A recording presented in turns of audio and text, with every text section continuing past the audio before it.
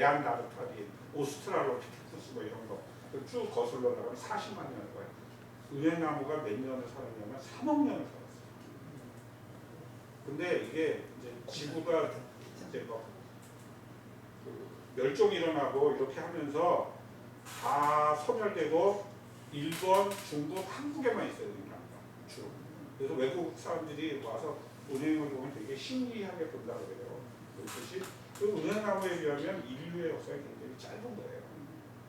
근데 하물며 이제 인간의 삶은 어떻겠어요.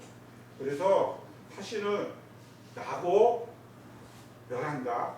그 다음에 뭐죠? 더럽고 깨끗하다, 는다, 준다 이런 것들은 나의 관점에서 굉장히 시각을 좁게 본다는 거예요. 근데 공의 관점에서 인연화합의 넓은 관점에서 보면 그런 것들이 줄지도 않고 늘지도 않는다 이렇게 보는 거예요. 그래서 공 가운데는 색, 수, 상, 행식, 오온이 다 공하다 이렇게 이제 설명을 합니다. 그 다음에 요거는 조금 설명이 있는데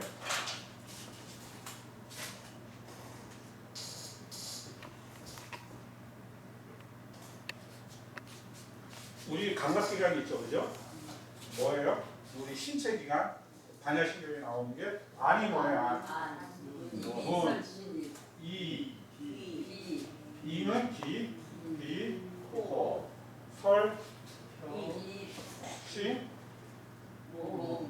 의, 이제 의지 작용을 얘기하죠. 그럼 여기에 상대되는 대상이 있죠. 뭐예요? 색, 이제 구체적인 모양과 색깔을 얘기합니다.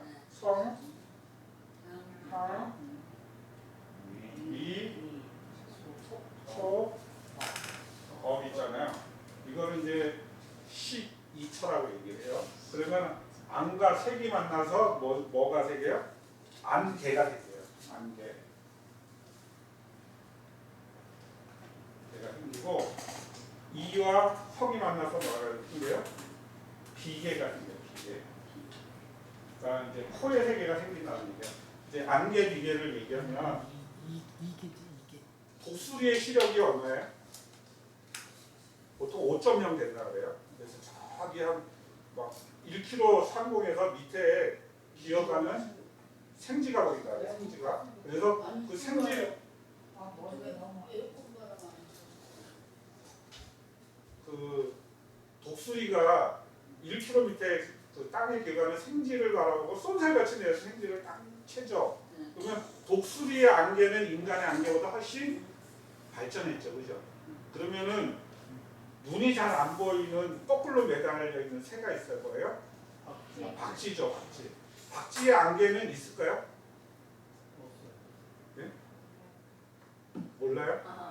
그렇죠, 모르죠. 박쥐가 아닙니다. 박쥐는 어두운 곳에서 하도 오래 살아서 이 눈이 퇴화됐어요. 그래서 안개 대신에 뭐를 써요?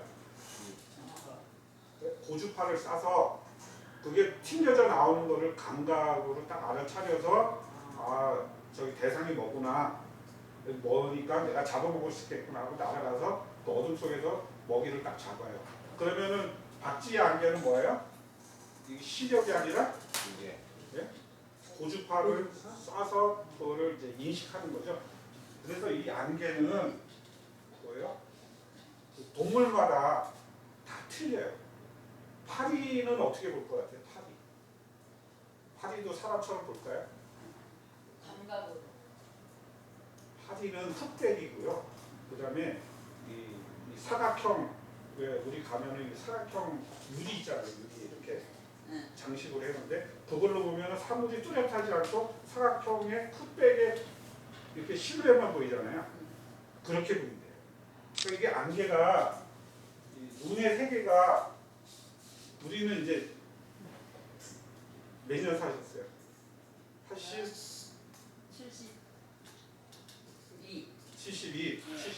72년 동안 이제 사람의 눈으로 보니까 세상을 다 그렇게 보이는 줄 아는데 파리는 다르게 보고요. 개는 또 다르게 보고 독수리는 다르게 보고 박쥐는 또 세상을 다르게 보는 거예요. 안개가 다 틀려요. 비계를 예를 들면 비계가 가장 발전한 동물이 누구겠어요?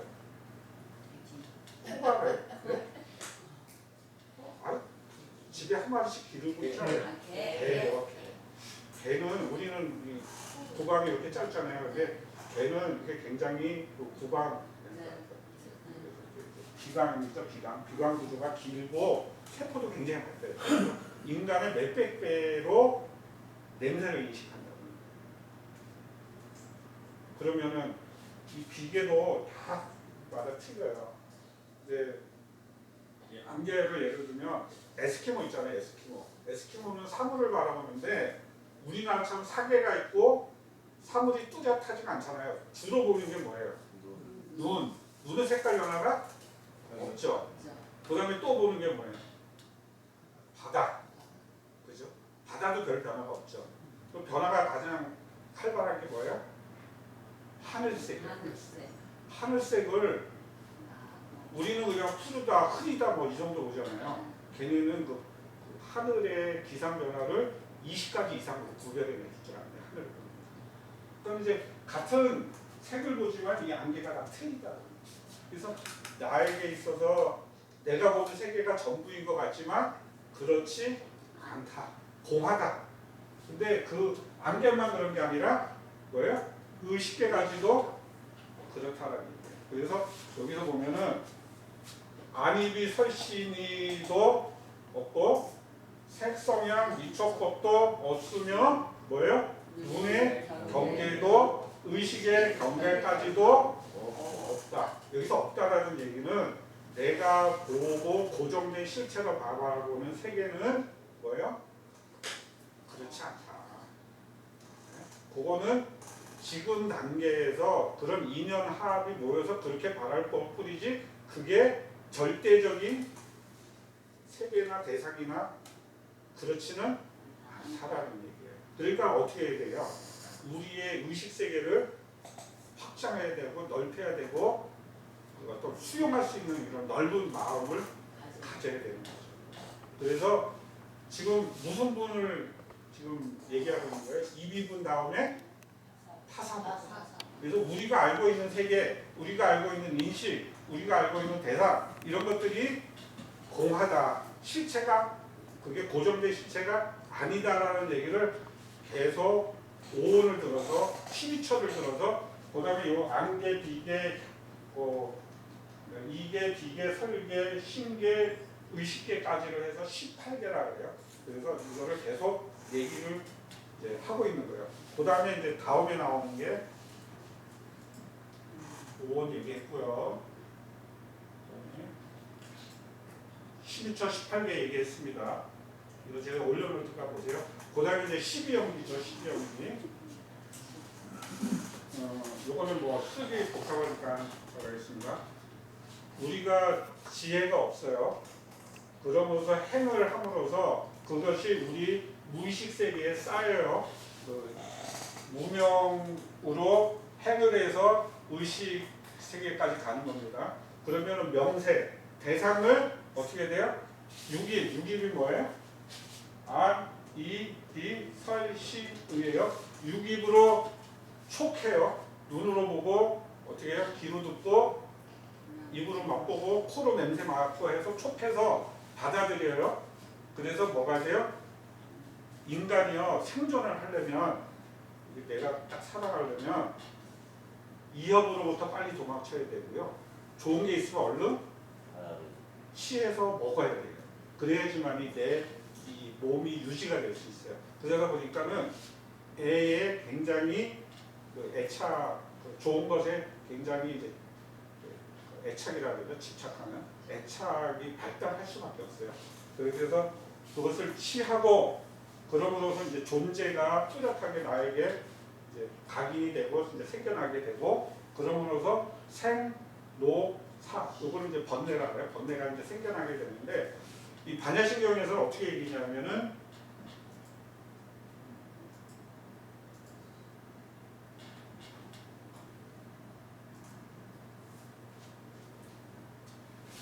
무명도 뭐예요? 명이 다음까지도 없으며 늙고 죽음도 늙고 죽음이 다음까지도 없다. 그러니까 이제 부처님께서 초기에 무명, 행식, 그다음에 명색, 유기, 촉수, 애치, 유, 생, 교사라고 12연기로 설명을 했잖아요. 그 세 개에 대해서. 근데 그 후에 사람들이 너무 그거를 단어에 집착해서 문명행시, 예? 뭐예요? 명색, 유기, 촉수 막 이렇게 그 세 개를 그거에 집착해서 고정되게 바라보는 거예요. 그러니까 부처님께서 어떻게 돼요? 무명도 무명이 다함도 쭉쭉쭉 해서 뭐예요? 노사도 노사가 다함도 없다라는 얘기예요. 그러니까 이 세 개는 교리적으로 교조적으로 바라보지 말고 그 교조와 교리는 일시적으로 해석하는 데는 필요하지만 그걸 끝까지 갖고 가는 것은 옳지 않다. 그거조차도 어떻게 된다? 버려야 된다라는 게 사사문의 내용이에요. 이해하시겠어요? 네. 그래서 한번 다시 읽어보겠습니다. 사리자여 색이 공과 다르지 않고 공이 더 색과 크게. 다르지 않으며 색이 곧 공이요 공이 곧 색이니 수상행식도 그러하니라. 사리자여 모든 법은 공하여 또 멸하지도 않으며 더럽지도 깨끗하지도 않으며 늘지도 줄지도 않느니라. 그러므로 공 가운데는 색이 없고 수상행식도 없으며 아리디 설시기도 없고 색성향 미촉법도 없으며 눈의 경계도 의식의 경계까지도 없고 무명도 무명이 다음까지도 없으며 늙고 죽음도 늙고 죽음이 다음까지도 없고 고진 열도도 없으며 지혜도 어둠도 없느니라. 그 초기 불교에서 부처님께서 고진열도 굉장히 강조하셨잖아요. 그죠? 그것도 결국은 세상을 그렇게 해석하는 이해하는 어떤 일시적인 방편이니까 그것조차도 어떻게 된다? 너무 절대화시켜서 받아들이지 말고 버릴 줄 알아야 된다. 그런 말씀이에요. 그래서 이제 지혜도 어둠도 없느니라인데 이 얘기는 뭐 제가 이제 은사 선생님을 만나서 참선을 열심히 했던 적이 있어요. 그 화두를 들으면 되게 잘 들렸어요. 어느 날 반야신경을 읽는데 무지 영무득이 딱 걸렸어요. 나한테. 이게 3일 동안 안 떠나더라고요. 내 머릿속에. 되게 신기한 거였어요. 무지 영무득, 무지 영무득. 그래서 일상생활을 계속 유지하는데 무지 영무득이 내 머릿속에 딱 자리 잡아가지고 반야신경을 읽어도 그 생각이 나, 밥을 먹어도 그 생각이 나, 계속 무지영무득이야 무지영무득. 그래서 내가 이제 한 일주일만 한 번씩 만나서 점검을 받았거든요. 그래서 이게 왜 뭐예요? 그랬더니 이제 야 그거 잘 살펴봐라 이제 그렇게 이제 얘기를 들었는데 한 3일 정도 그때 내가 더 열심히 일상을 떠나서 딱 수행을 했으면 큰 좀 깨달음을 얻을 수 있지 않을까라는 좀 아쉬움이 있긴 한데 하여튼 그랬던 이 무지영무도 그래서 지혜도 그러니까 어둠도 없느니라. 그러니까 이제 지혜도 어둠도 없느니라는 얘기는 우리가 불교 공부를 하는데 불교 공부는 세상을 해석하고 받아들이는 부처님이 제시한 하나의 교리예요. 근데 그거를 너무 절대화해서 누구는 그런 경우가 있어요. 뭐 얘기만 하면 그거는 고야 고 다 세상을 고로 해석해요. 근데 부처님께서 고를 말씀하신 거는 고통이라는 걸 강조하기 위해서 고를 말씀하신 거예요. 고라는 것을 없애기 위해서 말씀하신 거예요. 없애기 위해서 말씀하신 거죠. 그죠? 그리고 없애기에 대한 구체적인 방법도 말씀을 하셨거든요. 그게 도성제안이에요. 그죠? 팔정도로 도성제안이에요. 근데 이 고통을 갖고 있는 그 생명체를 불교에서 뭐라 그래요? 중생이잖아요. 그래서 나는 중생이야. 이게 너무 가슴에 못이 박혔어. 그래서 모든 현상을 사물을 바라볼 때 고통이야. 그래서 나는 중생이야. 이걸 못 떠나. 이걸 금강경에서 뭐라 그래요? 중생 상이라고 하잖아요. 그 고와 중생을 부처님께서 말씀하신 거는 너가 중생으로 살아라. 중생이다를 강조하기 위한 거야. 아니면 중생의 삶이 잘못된 거기 때문에 중생의 삶을 벗어나서 부처의 삶을 살으라는 것을 가르쳐주기 위해서 임시적으로 그렇게 살면 중생일 수밖에 없다라고, 그렇죠? 그렇게 이름 짓고 임시적으로 그렇게 말씀하신 거예요. 근데 그거를 잘못 받아들여서 나는 중생이다. 이 세상은 고다. 여기서 못 벗어나. 그럼 불교를 제대로 아는 거예요? 그렇지 않다. 이게 파사분의 내용입니다. 그다음에 그 다음에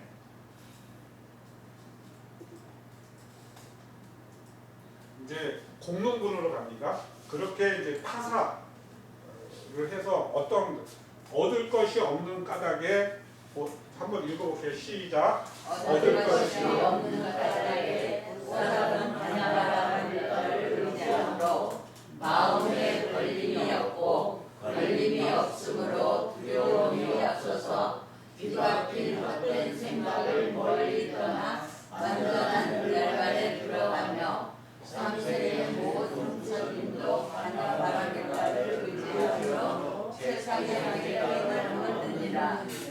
그래서 이렇게 파사해서 반야바라밀다를 행하면 결국은 어떻게 된다고요? 마지막에 뭐예요? 세상의 깨달음을 얻게 된다. 이게 공론이 그렇다고 얘기해요.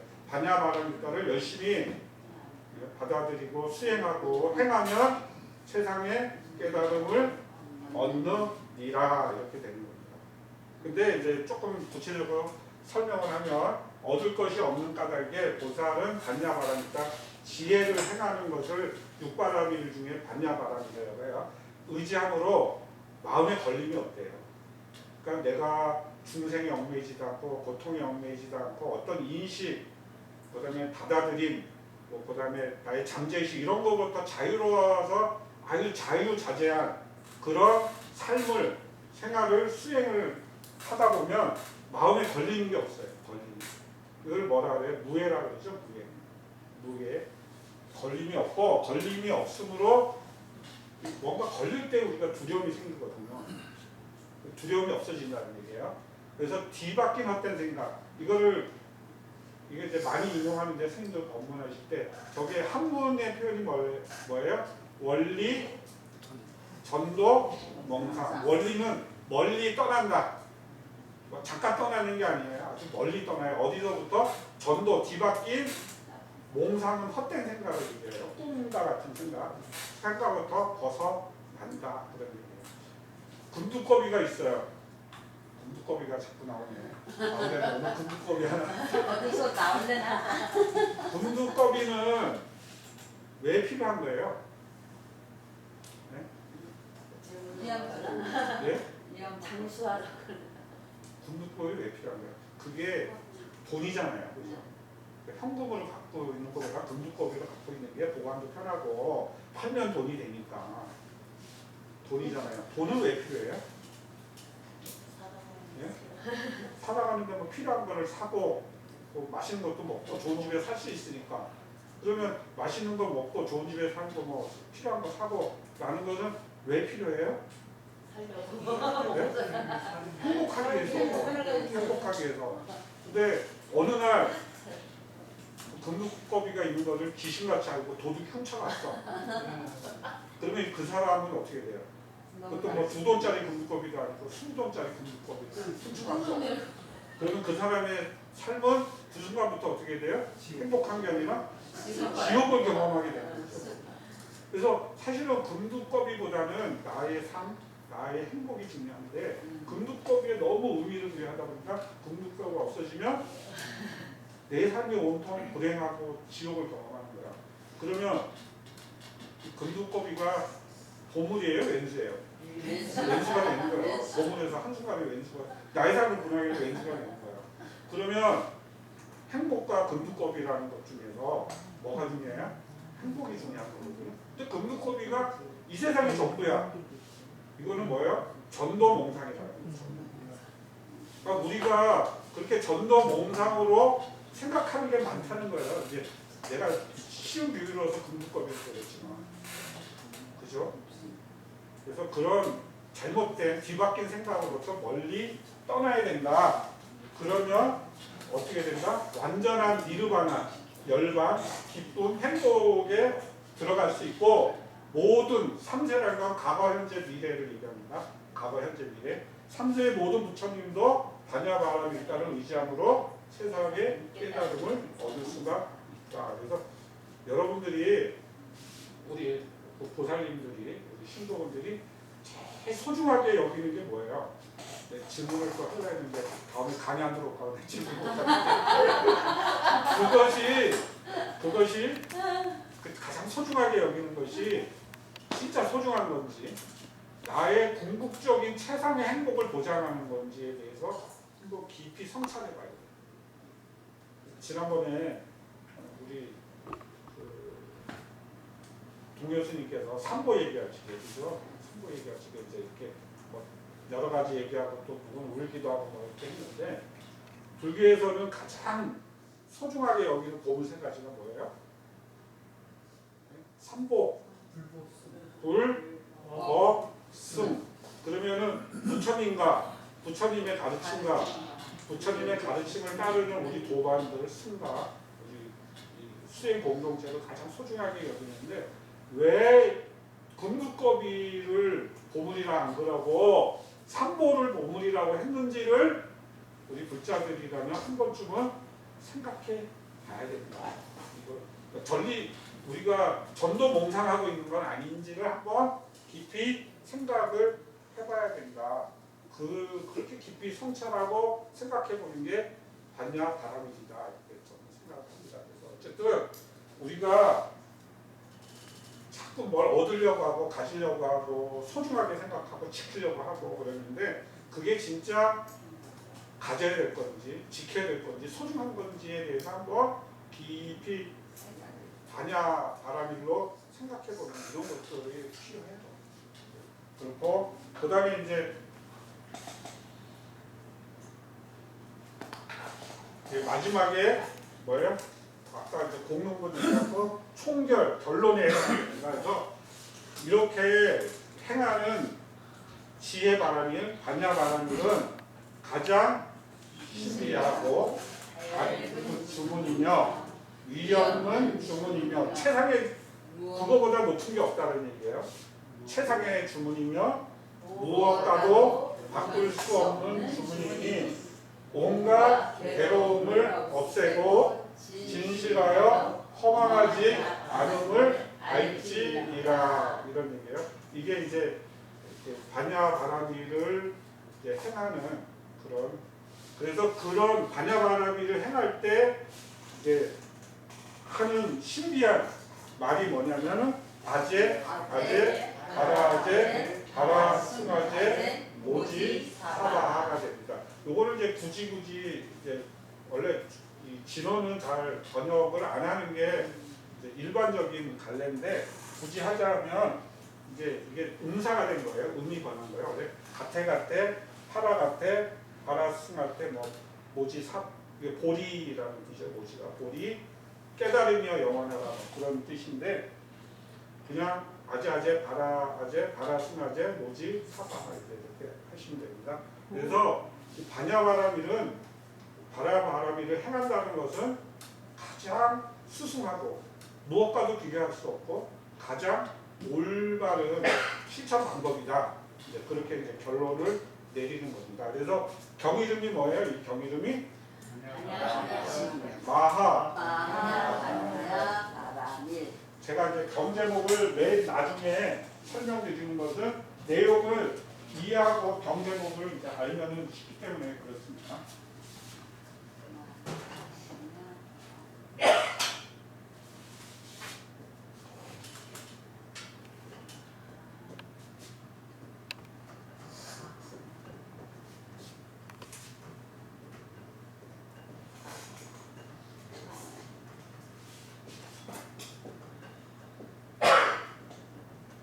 마하는요,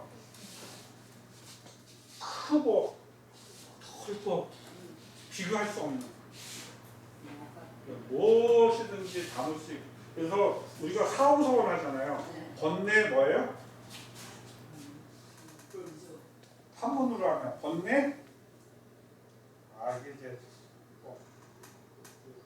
중생. 중생을 다 연결이 다음에 한문으로 하면 이제 중생 무변 서원도예요. 번뇌. 중생무변 서원도 번뇌 원내 무진 무진 서원나 원문 무량 무량 서원나 불도 무상 무상 서원 서원성이잖아요.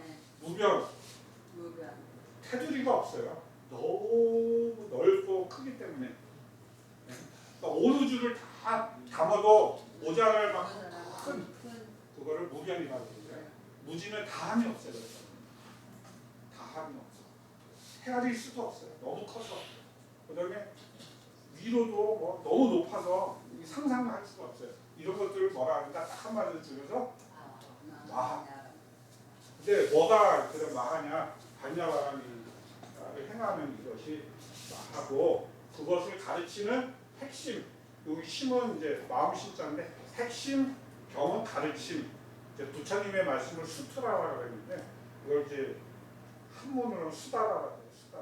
회사에 가면 이제 수다라라고 하는데 그래서 경이라고 얘기하는데 그래서 반야바람이 일단은 여기서 이제 이게 핵심이에요. 그것을 가르쳐주는 아주 큰 핵심적인 가르침. 그래서 마하 반야바람이 있다 신경이라는 이름의 이제 경전이 있고요. 그 지혜를 쓰는 거를 시간이 어떻게 되나? 33분인데 이제 대표적인 거 제가 하나 보여드릴게요. 제가 강의 말미에 하나씩 가르쳐주는 재미가 있어요. 이게 뭐예요? 이거 앞마당에 붙인 겁니다. 질경이 질경이죠. 한문으로는 이름이 뭐예요? 예? 이게 예? 조금 이름이 나오는데 예?